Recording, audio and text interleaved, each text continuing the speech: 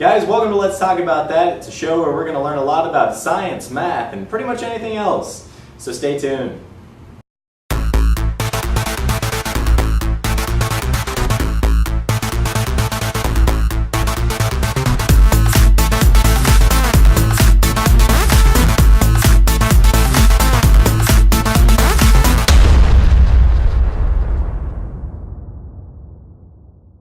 Today, on Let's Talk About That, we're talking about the ALS Ice Bucket Challenge. I think a lot of us have heard about it. Some of us have actually even done it. I know I personally have actually done it. It was a very cool and very fun experience.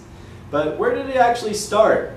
I'd like to tell you a little story about a guy named Peter Frates. He's a young man from Massachusetts. He was diagnosed with ALS at the age of 26. His friend felt very dearly for him, and he really wanted to help him out in any way that he possibly could and raise funds for ALS research and stuff like that. So he saw the Ice Bucket Challenge, which was geared towards stuff like cancer, just raising awareness and raising funds, and he thought it would be a good idea to make it into a kind of an ALS thing. And he did, and a couple of his friends did, and from that point on it blew up throughout the United States and even around the world. And a lot of people have been doing it, but it's kind of freaky because 30,000 people in the United States have ALS. That's a lot of people. Some people think that's not a lot of people compared to cancer and stuff, which it's not. It's not a lot of people compared to cancer. But it's still a lot of people, and it affects 5,600 people are diagnosed with it every year, so it affects a lot of people in the United States. I'm going to show you a story here about a young lady from our school that was affected directly by ALS. Hi, my name's Hannah Mahan, and I am a part-time para for GPS here at Hays High. And this is my job going with the rural teaching residency that's new to Fort Hays. So lots of new things happening for me this year. I want to talk to you a little bit about ALS, and it hits home for me because my grandpa died of it 13 years ago. He was 69 years old and I was in the 2nd grade. We knew he was having symptoms and troubles in June or July, and then October he got diagnosed. We were at KU Med a few times there with him, and while they were diagnosing him and figuring out what was wrong. And then he passed away in February. So it hit him really short.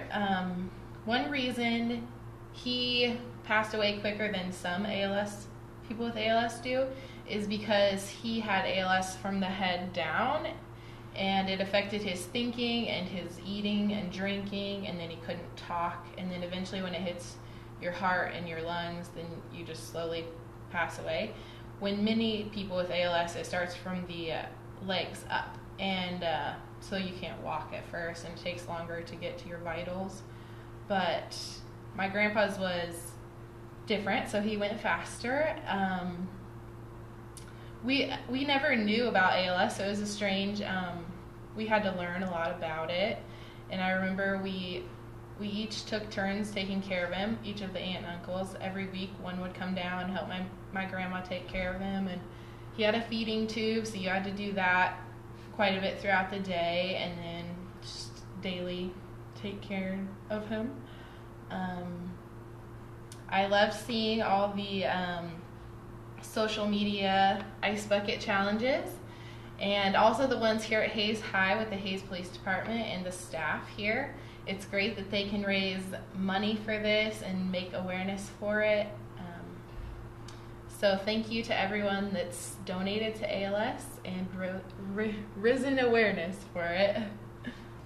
So guys, kind of on a lighter note, we're going to talk about the ALS Ice Bucket Challenge, kind of closer to home here in our school. The Hays Police Department challenged our school, the musical teachers and some of the athletic teachers, to do the ALS Ice Bucket Challenge. Now our principal accepted the challenge with one stipulation. The student body and staff would have to raise $1,000 for ALS in order to do the ALS Ice Bucket Challenge. And what we did was raise $1,600. We busted it by $600, and that's awesome. It all is going to ALS, and it's a really good charity cause. So how about you take a look at what happened? 3.